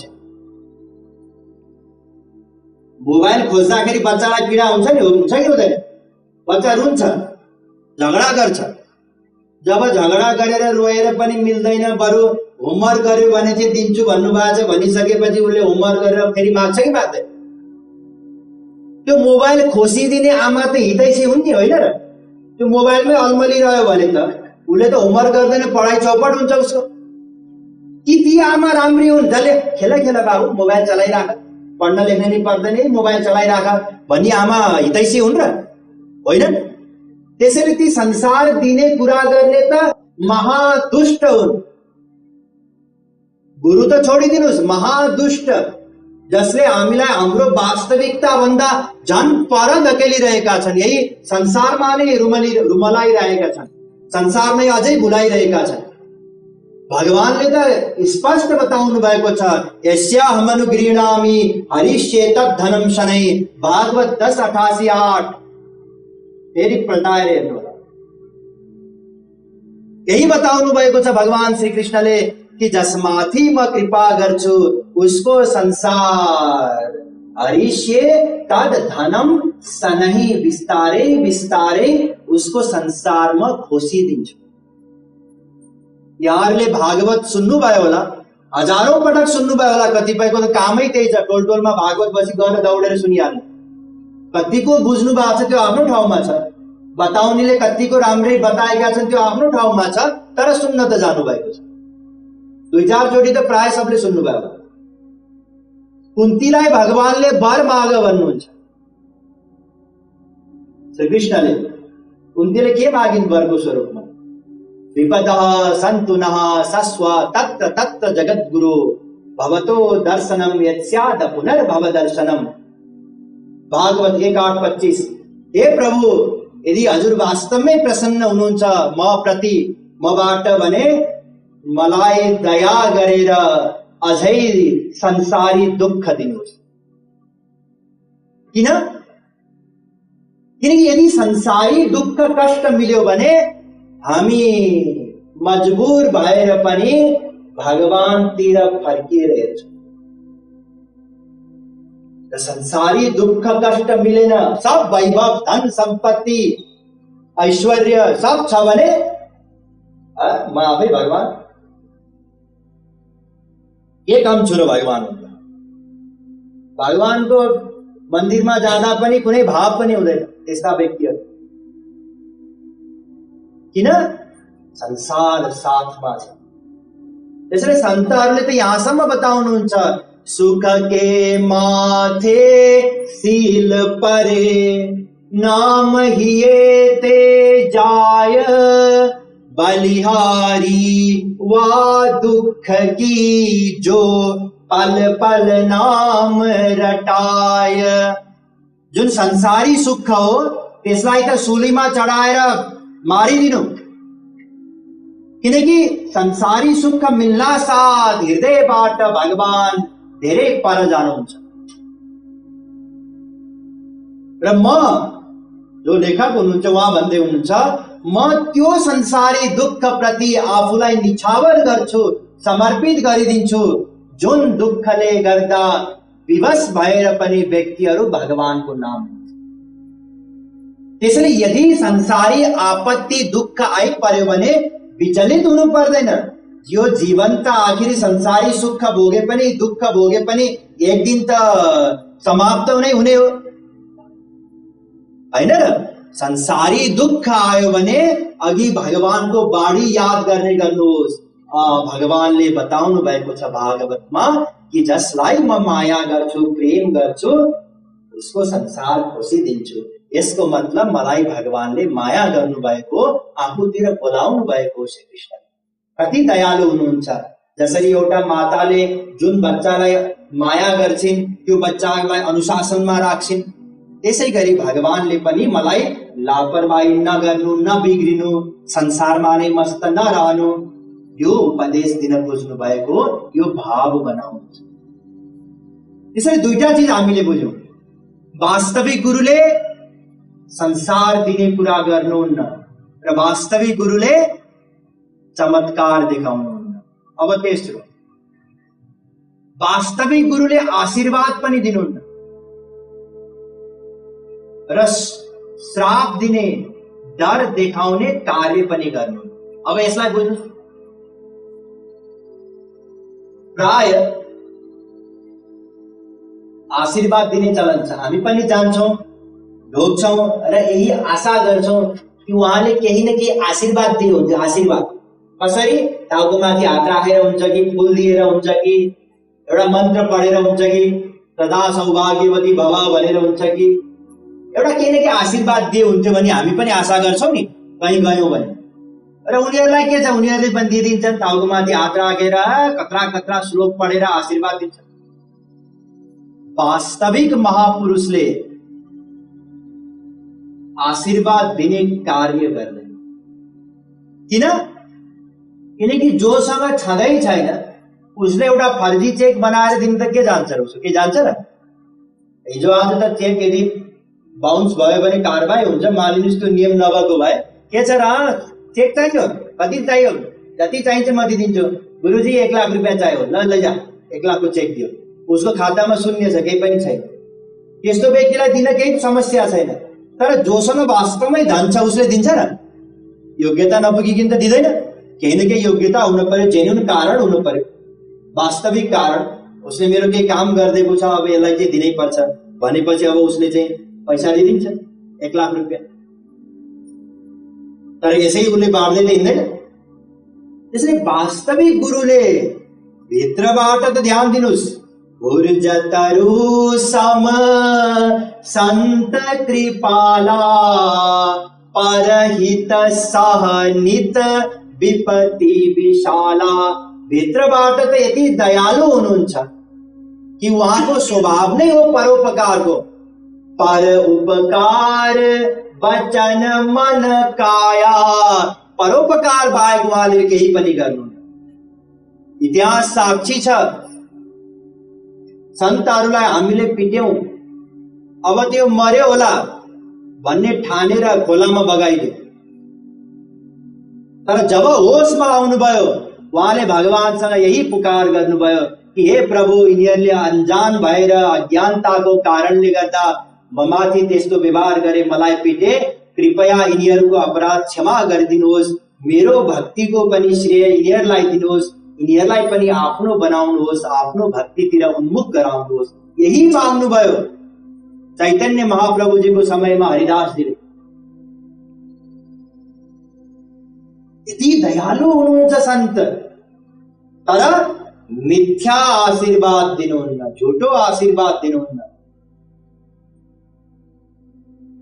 न त डर नै देखाउनुहुन्छ, खबरदार मेरो अपमान गरिस्, अवज्ञा गरिस्, सत्संग छोडेर गइस्, अर्को बाबाजीकोमा गइस् भने तेरो अनिष्ट हुन्छ, तेरो घर परिवार पनि बिग्रिन्छ, अशान्ति नै अशान्ति हुन्छ घरमा। यस्तो पनि गर्नुहुन्न। यो आशीर्वाद दिने कार्य कसले गर्छन्? मिथ्या बाबाजीले, ढोंगी बाबाजीले, फर्जी बाबाजीले गर्छन्। उनीहरूको के छ र? आउँदै गर्छन्, ढोक्दै गर्छन्, टाउकोमाथि हात राख्दै गऱ्यो, मन्त्र बोल्दै गऱ्यो, के जान्छ रहेछ मन्त्र बोल्ने त। यी तीनवटा चीज ध्यान दिनुहोस्। वास्तविक महापुरुषले संसार दिँदैनन्, वास्तविक महापुरुषले चमत्कार देखाउँदैनन्, वास्तविक महापुरुषले आशीर्वाद पनि दिँदैनन्, श्राप पनि दिँदैनन्। अब हामी कहीँ गयौं, यी तीनटा मध्ये कुनै कार्य देख्यौं भने अब हामी अनुमान गर्न सक्छौं नि, यिनले यसको कार्य गरे जुन वास्तविक महापुरुषले गर्दैनन्, यसको मतलब यी वास्तविक महापुरुष होइनन्। अब चौथो चीज अत्यन्त भयानक दिन्छ, सुन्नुहोस्। पहिला दृष्टान्त दिन्छु अनि बल्ल बताउँछु। पहिले बताएँ भने फेरि यहाँलाई नराम्रो लाग्छ। यहाँहरू मध्ये अधिकांशका बच्चाहरू सायद कलेजमै पढ्नेवाला होला। मानिलिनुहोस् कलेजमा हजुरले लिएर जानुभयो एडमिसन गर्नको लागि। कलेजले भन्यो के एडमिसन गराउनु, सिधै दीक्षान्त समारोह हुन्छ, आउनुहोस् म दीक्षा दिन्छु भन्यो भने हजुरले के ठान्नुहुन्छ? यो कलेज फर्जी रहेछ भन्नुहुन्छ कि के गर्नुहुन्छ? फर्जी हो नि। सही कलेज भएको भए पहिला एडमिसन हुन्थ्यो, भर्ना गरिन्थ्यो, त्यसपछि उसले पढ्नु पर्थ्यो, परीक्षा हुन्थ्यो, परीक्षामा उत्तीर्ण गर्थ्यो, गर्दै गर्दै गएर जब पढाइ सकिन्थ्यो अनि बल्ल दीक्षान्त हुन्छ, हैन र? के कसो? यदि पहिले कसैले दीक्षाको कुरा गर्यो भने त्यो फर्जी हो कि त्यो कलेज? त्यसै गरी ध्यान दिनुहोस्, वास्तविक गुरुले यो जुन मन्त्रदान, दीक्षा इत्यादि कुरा गर्छ, ध्यान दिनुहोस्। यो अत्यन्त मनन गर्नुपर्ने कुरा हो र सही पनि हो। म प्रमाण दिँदैछु, शास्त्रबाटै प्रमाण दिँदैछु, चिन्ता नलिनुहोस्। किनकि यो हाम्रो दिमागमा यति गहिरोसँग छापिएको छ नि कि हामी सोध्छौं, हजुरहरू नसोध्नु होला, कयौं सोध्छन्, ए त दीक्षित होस् कि छैनस्, दीक्षा लिएछस् कसैबाट? छैन त। ए दीक्षा लिएको रहेछ त सिधै नरक जाने, दीक्षा लिएको मात्रै हो वैकुण्ठ जाने। त्यसैले दीक्षा लिइहाल। उता गुरुजी आउनु भएको छ, दीक्षा लिइहाल, उहाँले मन्त्र दिनुहुन्छ कानमा, बस अनि त दीक्षित हुन्छ। यहाँले सुन्नुभयो होला यस प्रकारको वार्तालाप, कसैले कुरा गरेको, चर्चा गरेको सुन्नुभयो होला। दीक्षा, कानमा मन्त्र दिनु। वास्तविक महापुरुषले प्रारम्भमा नै दीक्षा दिँदैनन्। त्यसो त यहाँ जति पनि जेन्ट्सहरू हुनुहुन्छ जसको उपनयन संस्कार भयो त्यति बेला पनि गायत्री मन्त्र दिन्छ नि होइन कानमा, त्यसलाई पनि दीक्षा नै भनिन्छ। जसले गायत्री मन्त्र दियो उसलाई पनि हामी गुरु भन्छौँ नि। वास्तविक गुरु यदि उहाँ हुनुहुन्थ्यो भने उहाँले मलाई या हामी मध्ये कसैलाई पनि त्यो मन्त्र दिनुहुन्थ्यो। मैले पनि ल्याएको छु, चिन्ता नलिनुहोस् फेरि। म पनि जब सानो थिएँ व्रतबन्ध भएको थियो, मलाई कसैले मन्त्र दिनुभएको थियो। उहाँ तमोगुणी हुनुहुन्छ, घोर तमोगुणी। भोलि मेरो प्रवचन सुन्नु होला संयोगवश। तमोगुणी यस कारण कि मदिरा पिउनुहुन्छ अझै पनि, मासु खानुहुन्छ अझै पनि। के गर्नुभयो? मलाई मन्त्र दिनुभयो। कसरी दिनुभयो? हेरेर पढेर। उहाँलाई पनि आउँदैन थियो त्यो मन्त्र। अब जे चलन हो सानोमा त्यही चलन अनुसार हामीले पनि गरे। गुरु भेटी लिएर व्रत बन्न सकेपछि उहाँकोमा पुगियो, दसैँमा टीका लाउन पनि गइयो। सबैले गरेकै चिज त हो हामी सबै। वास्तविक महापुरुषले प्रारम्भमा नै मन्त्र दिने कार्य नै गर्दैन। तर मन्त्र दिने प्रावधान त छ, फेरि शास्त्रमा नै छ, अवश्य छ। कहिले प्रशान्त चित्ताय समान्विताय मुण्डकोपनिषद 1:2:13 वेदमा बताइएको छ। एउटा अवस्थामा पुगेपछि मन्त्र दिइन्छ। यहाँले फेरि भागवत पढ्नु होला एकपल्ट घरमा गएर। फेरि त्यहाँ देवर्षि नारदजीले ध्रुवलाई मन्त्र दिनुभएको छ। ओम नमो भगवते वासुदेवाय, यही मन्त्र दिनुभएको छ। कहिले दिनुभयो? कुन अवस्थामा पुगेर दिनुभयो? ध्यान दिनुहोस्, म कथाक्रम संक्षिप्तमा बताउँदैछु। ध्रुव घर छोडेर गए होइन, सौतेनी आमाको गाली सुनिसकेपछि भगवानलाई नै प्राप्त गर्नुपर्ने रहेछ। अनि बल्ल म ती सौतेनी आमाको कोखबाट जन्मेर म पिताजीको काखमा बस्न पाउँछु, यही विचारा सानो इख लिएर जानुभएको थियो नि। नारदजी आउनुभयो, बाटोमा भेटिनुभयो, सोध्नुभयो कहाँ जाँदैछौ? म जाँदैछु जङ्गल। के को निम्ति? भगवानको दर्शनको निम्ति। मलाई साधना गर्नु छ, भगवानलाई प्राप्त गर्नु। नारदजीले प्रस्ताव दिनुभएको छ, त्यहाँ राम्ररी पढ्नु होला भागवतमा। बाबु, यो अत्यन्त कठिन मार्ग हो, कठोर साधना हो। तिमी यति कोमल छौ, बालक छौ, तिम्रो त अहिले खेल्ने कुद्ने उमेर हो, घरमै जाऊ, तिमी राजकुमार हो, तिमीलाई कुनै दुःख कष्ट त आइपर्दैन, खाना लाउनको समस्या छैन, राजमहलमै बस्छौ, केही समस्या छैन, तिमी घर फर्क। नारदजीले लालच दिनुहुन्छ संसारको, घर फर्क भने। र त्यो मार्ग कठोर छ भनेर सम्झाउनुहुन्छ। ध्रुवजीले संकल्प गर्नुभएको थियो, उहाँको दृढ संकल्प थियो। त्यसैले उहाँले भन्नुभयो, नारदजी मलाई त भगवानको दर्शन गर्नु नै छ, म घर फर्किन्न। उहाँले स्पष्ट बताउनु भयो। त्यसपछि ध्यान दिनुहोस्, अझै पनि मन्त्र दिनुभएको छ। ध्रुवजी योग्य हुनुहुन्छ मन्त्र लिनको लागि। अब पहिले नारदजीले तत्त्व ज्ञान दिनुहुन्छ। तत्त्व ज्ञान भन्नाले जुन यो 6-7 दिनमा यहाँले प्राप्त गर्दै हुनुहुन्छ, त्यही तत्त्व ज्ञान केही श्लोकमा छन् भागवत। भगवानको हुनुहुन्छ, के हुनुहुन्छ, उपासना के हो, ध्यान कसरी गर्ने भगवानको, यो सम्झाउनुहुन्छ पहिले। र त्यो ध्यान गर्नको निम्ति एउटा साधनाको रूपमा बल्ल मन्त्र दिनुहुन्छ। कुरा बुझ्नुभयो? अब मलाई बताउनुहोस्, हामी मध्ये प्रशान्त चित्तका को छौं? कोही पनि छैन, कोही पनि। प्रशान्त त छोडिदिनुहोस्, केवल शान्त चित्तको पनि छैन। शान्त भन्नाले हामी बसिरहेका छौं, एउटा व्यक्तिले गाली गरेछ हामीलाई, तैपनि हाम्रो मनमा अलिकति पनि हलचल नहोस्, यो शान्त चित्त। तर वेदले प्रशान्त चित्ताय समान्विताय भनेको छ। प्रशान्त चित्त हुनुपर्छ मन्त्र लिनको निम्ति। यही ध्रुवजीको अवस्थामा पुग्नुपर्छ। हामी मध्ये कोही छौँ र यति दृढ संकल्प होस् भगवानलाई प्राप्त गर्नको निम्ति कि मलाई अरू केही चाहिँदैन। जसरी कयौं दिनदेखि भोको व्यक्तिले खाना बाहेक केही सोच्दछ र? केही सोच्दैन नि। कयौं दिन भइसक्यो भोक लागेको, उसलाई खाउँ खाउँ यस्तो भएको छ कि यदि कसैले 1 लाख रुपियाँ दियो भने त्यसलाई पनि झापड हान्ने जस्तो भएको छ। 1 लाख होइन, मलाई त भोक लागेको छ। उसले भने अझै 2-4 दिन बस, यो 1 लाख राखिराख, म तँलाई दिनको अरू 1 लाख रुपियाँ दिन्छु। मलाई चाहिएन बाबा, दिनको 1 लाख पनि चाहिँदैन, मलाई खाना दे, पानी दे भन्छ नि उसले। भोक, उसलाई अरू केही पनि चाहिँदैन खाना बाहेक, अरू कसैको अनुहार पनि हेर्न मन छैन, केवल भोजनलाई हेर्न मन छ, भोजन खान मन छ। यही स्थिति थियो ध्रुवजीको। के हाम्रो यो स्थिति छ र? छैन नि। हामी प्रशान्त चित्त भएका छैनौं नि। अनि त्यो योग्यता नै नपुगिकन कसैले जबरजस्ती मन्त्र दियो भने के रहेछ त्यो? ढोंगी रहेछ, पाखण्डी रहेछ, फर्जी बाबाजी रहेछन्। पहिला जसलाई मन्त्र दिँदैछ उसको योग्यता त थाहा हुनु पर्यो नि। मान लिनुहोस् एउटा बच्चा रहेछ, मैले 50 किलोको भारी उसको कानमा राखिदिए भने त्यसको दोषी म हो कि होइन? मलाई थाहा हुनुपर्छ नि यो बच्चा हो, यसले बिचारा 50 किलोको कहाँबाट बोक्न सक्छ, यो आफै जम्मा 15 किलोको छ, त्यो त मलाई थाहा हुनुपर्छ नि। प्रशान्त चित्तको अवस्थामा कोही पुगेको छ कि छैन त्यो त थाहा हुनु पर्यो। हिजो आज के हुँदैछ? पण्डालमा हजारौं व्यक्तिहरूलाई जुटाएर माइकबाट मन्त्रदान गरिन्छ। 6 महिनाका बच्चाहरूलाई पनि मन्त्र दिइन्छ। किन दिइन्छ?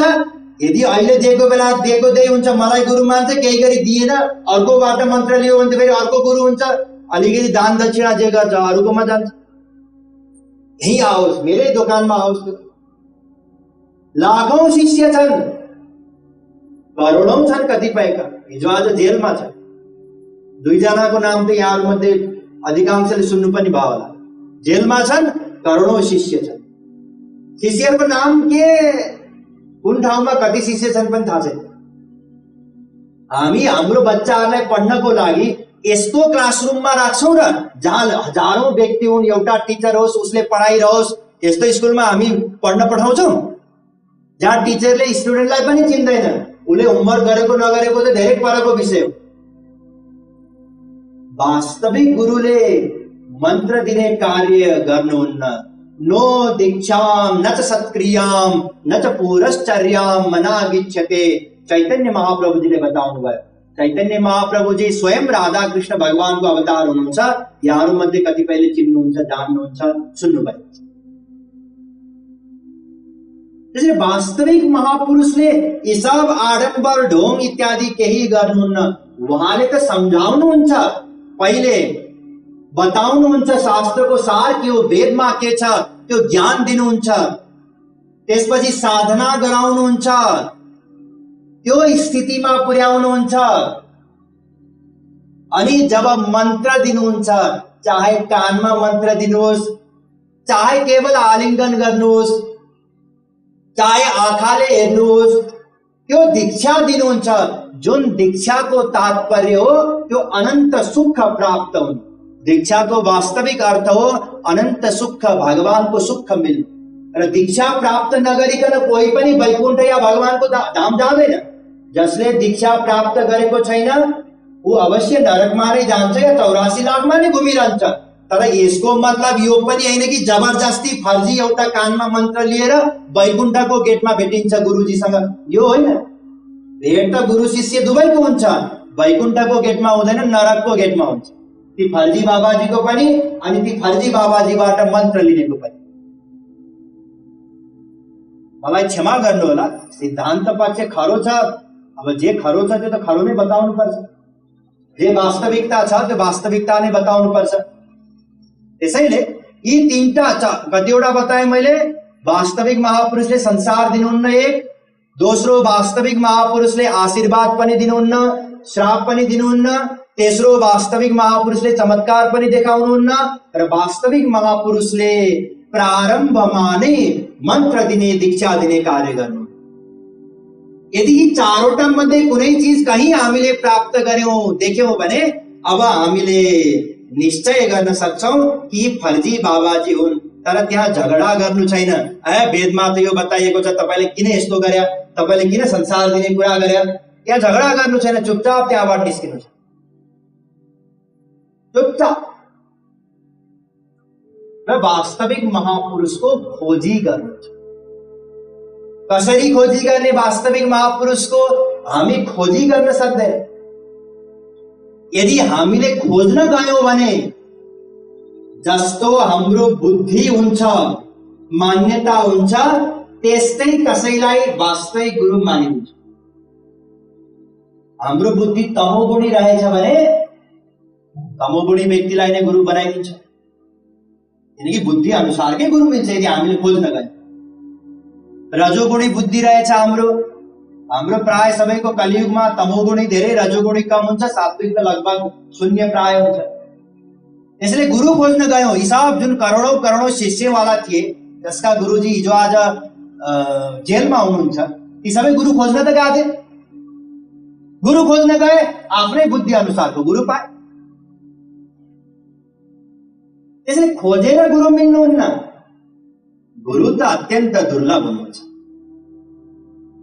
महत् संगस्तु दुर्लभो अगम्यो अमोघश्च, नारद भक्ति सूत्र को 39वां सूत्र। वास्तविक महापुरुष को संग अत्यंत दुर्लभ हुन्छ।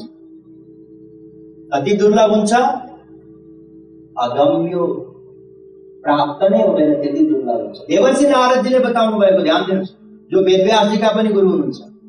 नारद भक्ति सूत्र छ, यहाँले नारद भक्ति सूत्र पढ्न सक्नुहुन्छ। नारदजी यो बताउनुहोस्, अगम्य हुनुहुन्छ भने फेरि हामीलाई कसरी मिल्छ? हामीलाई त गुरु चाहियो नि।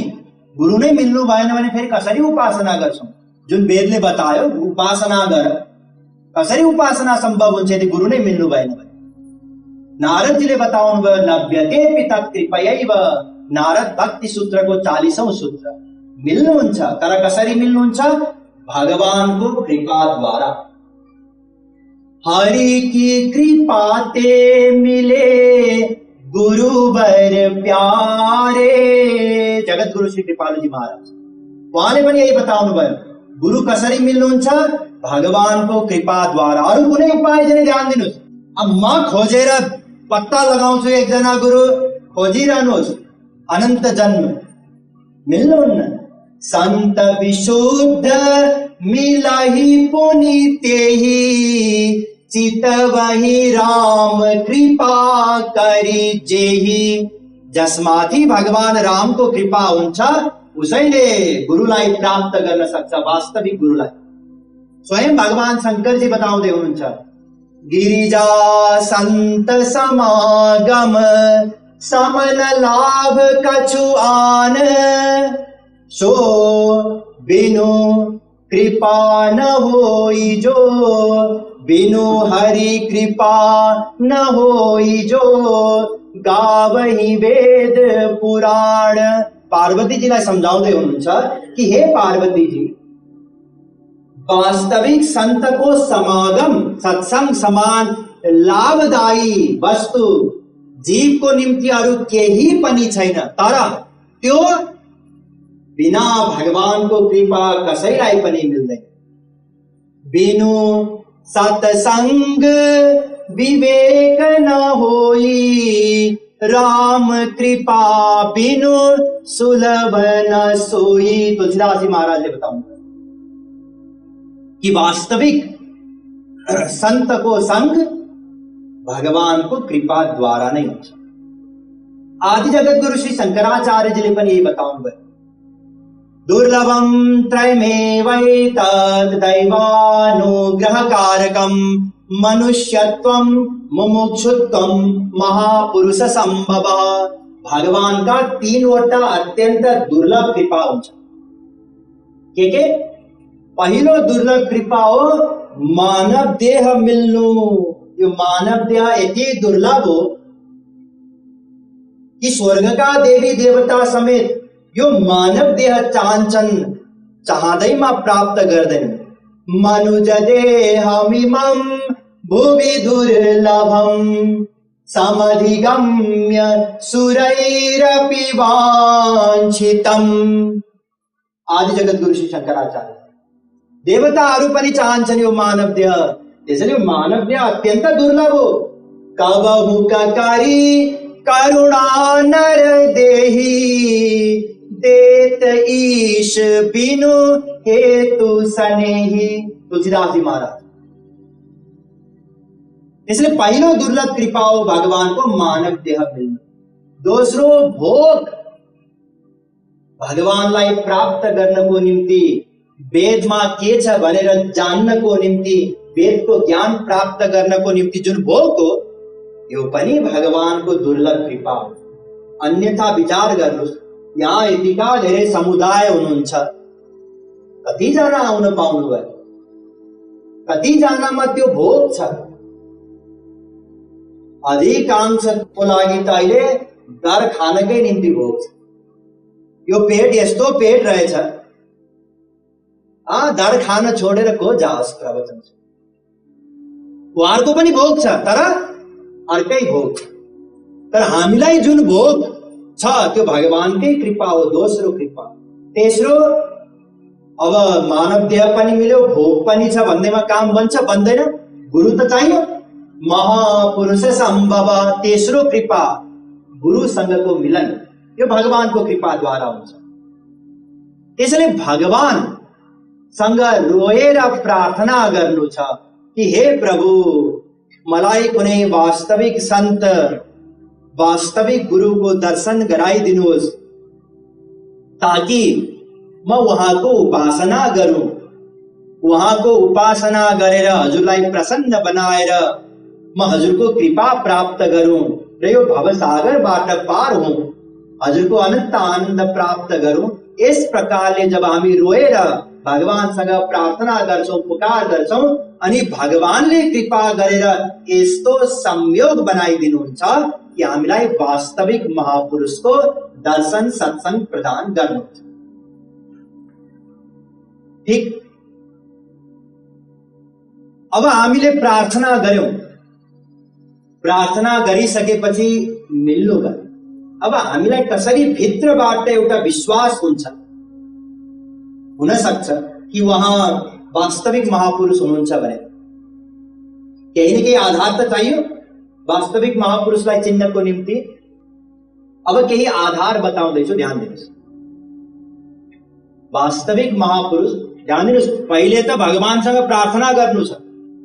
जब प्रार्थना गर्छौं रोएर भगवानसँग कयौं समय, अनि भगवानले कृपा गरेर कुनै गुरु, वास्तविक गुरुसँग भेटाइदिनुहुन्छ, अनि उहाँको श्रद्धायुक्त भएर सत्संग गर्नाले केही अनुभव हुन्छ हामीलाई, जुन अनुभवको आधारमा हामी अनुमान गर्न सक्छौं, निश्चय गर्न सक्छौं कि उहाँ वास्तविक महापुरुष हुनुहुन्छ।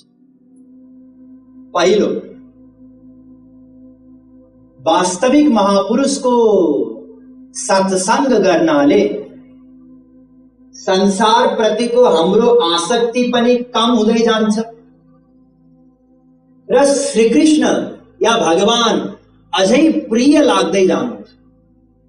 उहाँको सत्संग गर्नाले संसारी आसक्ति कम हुँदै जान्छ भन्नाले पहिला जुन हाम्रो जतिखेर पनि मेरो घर, मेरा छोराछोरी, मेरो श्रीमान, अनि तिनीहरूकै बारेमा सोच्ने, तिनीहरूकै बारेमा चिन्ता लिने, तिनीहरूलाई अलिकति केही भयो भने ओहो भन्ने जुन हाम्रो सोच हुन्थ्यो नि, त्यो कम हुँदै जान्छ। पहिला अलिकति व्यापारमा घाटा भयो, 1 लाख रुपियाँ, कति चिन्ता हुन्थ्यो, 1 लाख रुपियाँ घाटा भयो, अथवा मेरो सुनको औँठी हरायो, 1 लाख रुपियाँ पर्ने थियो। अब त्यो कम हुन्छ। मेरो भाग्यमै थिएन 1 लाख, ठिक छ, भगवानको भक्ति गर्नु छ, श्री कृष्ण प्रतिको प्रेम बढाउनु छ, त्यो मुख्य कुरा हो। अब कम असर गर्छ संसारले, यो भित्रबाट हामीलाई अनुभव हुँदै जान्छ, हो संसार प्रतिको मेरो आसक्ति अलिकति कम भयो, भगवान श्री कृष्ण अलिकति प्रिय लाग्न थाल्नु भयो। पहिला श्री कृष्णको चर्चा गर्दा खासै भित्रबाट कुनै फिलिङ हुँदैन थियो, हरे राम गर्थ्यो। अब अहिले आहा, कहिले श्री कृष्णको म दर्शन गर्न पाउँछु, कहिले म उहाँलाई आलिङ्गन गर्न पाउँछु, कहिले म उहाँको स्पर्श गर्न पाउँछु, मसँग कहिले उहाँले मुस्कुराएर कुरा गर्नुहुन्छ, भित्रबाट एउटा लालसा हुन्छ, चाहना हुन्छ। यो पहिलो अनुभव वास्तविक महापुरुषको संग गर्न। दोस्रो, जति जति वास्तविक महापुरुषको संग गर्दै जान्छौं त्यति त्यति हाम्रा मनका शंकाहरू, आध्यात्मिक शंकाहरूको समाधान हुँदै जान्छ। यदि वास्तविक महापुरुष रहेनछन् भने शंका हाम्रो बढ्दै जान्छ। झन् हामी रुमलिँदै जान्छौँ। 20 वर्ष भइसक्यो सत्सङ्ग गरेको, खै के हो यो पनि भनेको छ, कहीँ त्यो पनि भनेको छ, कहीँ एकादशीको व्रत बस्नुपर्छ भनेको छ, कहीँ होइन हो दान गर्नुपर्छ भनेको छ, कहीँ के भनेको छ, तीर्थ गर्नुपर्छ भनेको छ, कहीँ शालिग्राम भगवानको पो पूजा गर्ने हो कि घरमा ल्याएर, शनिबारको व्रत पो बस्ने हो कि होइन, गणेशजीको पो व्रत बस्नुपर्ने हो कि, कुनै निश्चय नै हुँदैन होइन। साँझबत्ती बाल्यो गर्यो, यसो आफ्नो हिसाबले गर्यो, पुगिहाल्यो नि। यस्तै गर्नै पर्ने के हो त हामीलाई ठ्याक्कै थाहै हुँदैन। मानिलिनुहोस् ठ्याक्कै यही बाटो हिँड्नु पर्ने हो भन्यो भने हामी फटाफट हिँड्छौँ नि। बाटै थाहा छैन, घरि यता गयो घरि उता गयो, त्यही रुमलियो अल्मलियो, यतिकैमा हाम्रो जीवन बित्छ। त्यसैले वास्तविक महापुरुषको सङ्ग गर्नाले जुन हाम्रो भ्रम हो, शङ्का हो, ती सबै शङ्काहरूको समाधान हुन्छ। र यदि नक्कली फर्जी बाबाजी रहेछन् भने समाधान हुँदैन। नक्कली फर्जी बाबाजीको सङ्ग गर्नाले संसार प्रतिको लालसा कम हुँदैन, झन् बढ्दै जान्छ संसारी प्यास। पहिला मन्त्र लिँदाखेरि विवाह पनि भएको थिएन, कहीँ आसक्ति थिएन, मन्त्र लिए गुरु बनाए, अहिले विवाह पनि भइसक्यो, बच्चा बच्ची भए, छोरा नाति नातिहरू पनि भइसके, अहिले तिनीहरूकै दुःखमा हाय हाय गरेर बसिरहेको छु। संसारी आसक्ति त केही कम भयो? यी दुईटा चिज। अब तेस्रो ध्यान दिनु, वास्तविक महापुरुष भित्र भगवानको अनन्त आनन्द हुन्छ नि, दिव्य प्रेम हुन्छ नि भगवानको। किनकि वास्तविक महापुरुषको तात्पर्य नै हो श्रीकृष्णलाई प्राप्त गरेको, श्रीकृष्णको प्रेम प्राप्त गरेको होइन र? त्यो प्रेम धन हुन्छ उहाँभित्र, जुन प्रेम धनको हामी अनुमान गर्न सक्छौँ। जसरी मानिलिनुहोस् एउटा केटीको कसैसँग प्रेम रहेछ, एफेयर लभ गरेको भन्छ नि हिजो आज। अब त्यो प्रेम घरिघरि बाहिर निस्किन्छ नि, छचल्किन्छ कि छचल्किँदैन? छचल्किन्छ। हामीलाई आइडिया लाग्यो त्यो केटा होला, अब चाहे छोरी होस् या बहिनी होस् या कोही होस्, उसको अगाडि हामीले कुरा गर्यौँ, त्यो केटा छ नि, त्यो कति राम्रो केटा छ भने उसको तारिफ गर्यो भने मक्ख पर्छ होइन? उसको अनुहारमा अर्कै चमक देखिन्छ। एकैछिनमा त्यो केटा साह्रै दुष्ट रहेछ, अस्ति मलाई भेट्या थियो, यस्तो पो गर्यो भने चाहिँ अब उसको अनुहार अर्कै हुन्छ, अनुहारको रङ होइन? त्यो केटाको कुरा गर्दाखेरि, त्यो केटाको प्रसङ्ग आउँदाखेरि जसले त्यसलाई प्रेम गरेको छ उसको अनुहार या उसको व्यवहार, यसमा अलिकति परिवर्तन हामी पाउँछौँ कि पाउँदैनौँ? पाउँछौँ नि। यसरी बुझ्नु, एउटा बच्चा मरेछ, एकजना भेट्न आउनु भएको थियो मलाई। कोरोनामा बिचरा उहाँको एउटा एकमात्र छोरा थियो, हाई स्कुल पढ्दै गरेको थियो क्या सायद, मरेछ। उहाँले सुनाउँदै हुनुहुन्थ्यो, सुनाउँदाखेरि उहाँको आँखाबाट आँसु टप्किरहेको थियो, थोक्थरी आँसु बगिरहेको। अब एउटा रुन्चे अनुहार भन्छौँ नि हामी, रुन्चे अनुहार। त्यो प्रसङ्ग बताउँदाखेरि छेउमा अरू एक दुईजना पनि हुनुहुन्थ्यो, उहाँहरूको आँखाबाट त आँसु आएको थिएन, केवल उहाँकै आँखाबाट आँसु आएको थियो। किन? किनकि उहाँको लगाव छ नि छोराप्रति, एउटा प्रेम छ, आसक्ति छ, त्यही कारणले गर्दाखेरि त्यो प्रसङ्गमा उहाँको आँसु आयो होइन र? त्यही चिज संसारमा हुँदाखेरि आसक्ति बनिन्छ, त्यही लगाव भगवानसँग हुँदा प्रेम बनिन्छ। महापुरुष भित्र पनि त्यो प्रेम हुन्छ र त्यो प्रेम भगवान नाम संकीर्तनको वातावरणमा यदा कदा कहिलेकाहीँ, यदा कदा भन्नाले कहिलेकाहीँ बाहिर प्रकट हुन्छ। त्यो अघिको दृष्टान्तमा त्यो केटीले सकेसम्म त आफ्नो प्रेम लुकाउँछ नि, केटाले पनि लुकाउँछ, भयो अवस्थामा केटाहरूले पनि लुकाउँछ, सकेसम्म त लुकाउन खोज्छन्। लुकाउँदा लुकाउँदै पनि कहिलेकाहीँ त्यो अलिकति अनुहारमा थोरै परिवर्तन आउँछ नि, लुकाउन त खोज्छन्। त्यसै गरी महापुरुषको पनि, गुरुको पनि स्वभाव हुन्छ गोपनीयम गोपनीयम गोपनीयम प्रयत्नता। त्यो श्रीकृष्ण प्रेमलाई उहाँले लुकाइरहनुहुन्छ, एकदम प्राइभेट, किनकि त्यो सबैभन्दा ठुलो धन हो। हामी हाम्रो धन चोकमा लगेर प्रदर्शन गर्छौँ र गर्दैनौँ? त्यसलाई त लुकाएर राख्छौँ, कता अलमारीमा, कता सेफमा, शेयरमा लगानी गरेको छ, मेरो त शेयरमा यति छ भन्दै हिँड्छ र कसैले? हिँड्दैन, गोपनीय राख्छौँ। कोही कोही अधिकारी व्यक्तिसँग, योग्य व्यक्तिसँग, मन मिलेको व्यक्तिसँग उसलाई बताउँछौँ, अरूसँग त त्यसको बारेमा चर्चा गर्दै हिँड्दैन। त्यसै गरी गुरुले पनि त्यो प्रेम धन सर्वोच्च धन हो, यति ठुलो धन हो कि त्यो प्रेम धनको अधीनमा श्रीकृष्ण हुनुहुन्छ, दास हुनुहुन्छ। त्यो प्रेम धनलाई उहाँले लुकाउनुहुन्छ, तर लुकाउँदा लुकाउँदै पनि कहिले काहीँ त्यो प्रकट हुन्छ। कसरी प्रकट हुन्छ? एवं व्रतः स्व प्रिय नाम कीर्त्या जातानुरागो द्रुत चित्त उच्चहि हसत् यथोरोदितिरौदिगायत् उन्मादवन नृत्यति लोकबाह्यः। भागवत 11:2-40। जब भगवान को कीर्तन गर्नुहुन्छ, स्वप्रिय नाम कीर्त्या, के हुन्छ त्यसपछि? लगभग जसरी एउटा पागल व्यक्तिलाई हामी देख्छौं नि, घरि बिना कारण रोइरहेको हुन्छ पागल व्यक्ति, हैन र? घरि बिना कारण हाँसिरहेको हुन्छ, घरि बिना कारण नाच्छ। यस्तै स्थिति बाहिरबाट लाग्छ प्रेमी महापुरुष। वाग्गद्गदा द्रवते यस्य चित्तं रुदत्य भीक्ष्णं हसति क्वचिच्च विलज्ज उद्गायति नृत्यते च मद्भक्ति युक्तो भुवनं पुनाति। 11:14-24। यहाँ पर यही बताइए भागवत। बोल्दा बोल्दै त्यो प्रेममा, त्यो आनन्दमा डुबेर वाणी नै रोकिन्छ, गदगद हुन्छ। कुनै व्यक्ति एकदम खुसी भयो भने उसको बोली अर्कै हुन्छ नि, संसारमै पनि, साधारण सुखमा पनि। त्यो सुखलाई कन्ट्रोल गर्दा गर्दै पनि महापुरुषको बोली वाणी अर्कै हुन्छ। त्यो आनन्दमा डुबेर घरि रुनुहुन्छ अट्टहासका साथ, घरि हाँस्नुहुन्छ, फेरि घरि अधीर भएर रुनुहुन्छ। यस्तो लाग्छ कि अब उहाँको प्राण निस्किने वाला छ श्रीकृष्णको वियोगमा।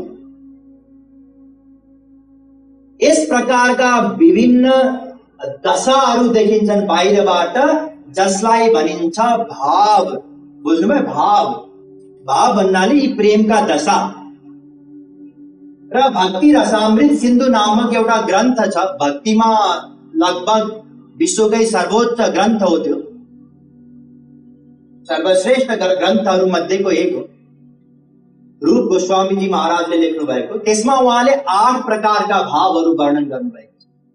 स्तम्भः, स्वेदोथा, रोमाञ्चः, स्वरभेदोथा, बेपथु, वैवर्ण्यमश्रु प्रलय इत्यष्टौ सात्विका स्मृता।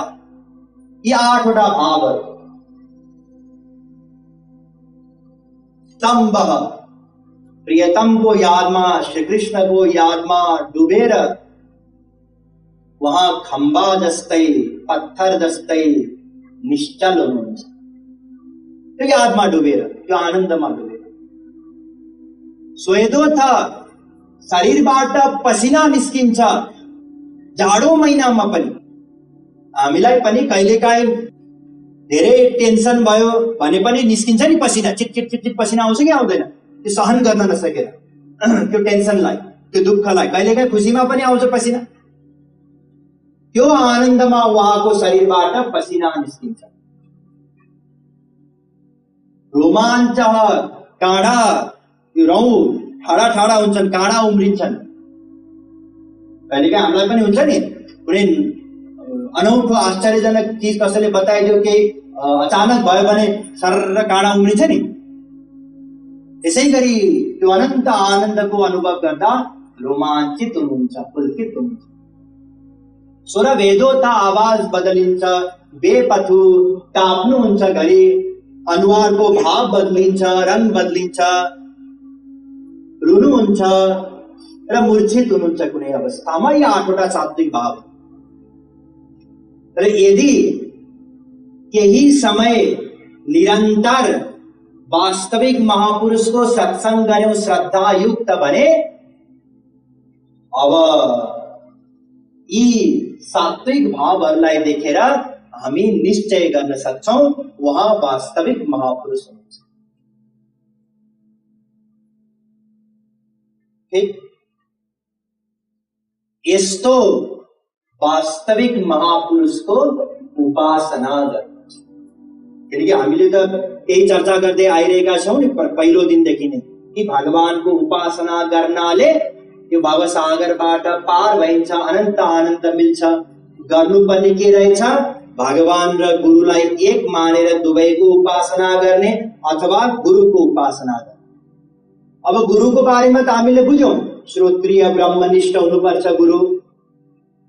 श्रोत्रिय भन्नाले वेद शास्त्रको ज्ञान होस्, ब्रह्मनिष्ठ भन्नाले भगवानलाई प्राप्त गरेको होस्। यस्तो गुरुलाई कसरी चिन्न सकिन्छ यसको बारेमा पनि बुझ्यौं। भगवानसँग जब हामी प्रार्थना गर्छौं रोएर, तब भगवानले कृपा गरेर गुरुसँगको मिलन गराइदिनुहुन्छ र वास्तविक गुरुको संग गर्नाले संसार प्रतिको आसक्ति कम हुँदै जान्छ, भगवान प्रिय लाग्नुहुन्छ। हाम्रा मनका शंकाहरूको समाधान हुँदै जान्छ र यदा कदा कहिलेकाहीँ अष्ट सात्विक भावको दर्शनको सौभाग्य पनि मिल्छ, जसबाट हामी निश्चय गर्न सक्छौं कि उहाँ वास्तविक महापुरुष हुनुहुन्छ। अब वास्तविक महापुरुष मिल्नु पर्यो, अब के गर्नु? किनकि हामीलाई वास्तविक महापुरुष अनन्त जन्ममा अनन्त पटक मिल्नु भयो। तर वास्तविक महापुरुष मिलिसकेपछि के गर्ने भन्ने चाहिँ हामीलाई थाहा भएन, अथवा थाहा भएर पनि हामीले त्यो गरेन। यस कारणले गर्दा अनन्त जन्ममा अनन्त पटक वास्तविक महापुरुष मिलेर पनि हाम्रो कल्याण हुन सकेन, किनकि हामीलाई थाहै भएन गर्नुपर्ने के हो, जसको बारेमा हामी जान्ने छौं तर आज होइन भोलि। वृन्दावन बिहारी लाल की जय।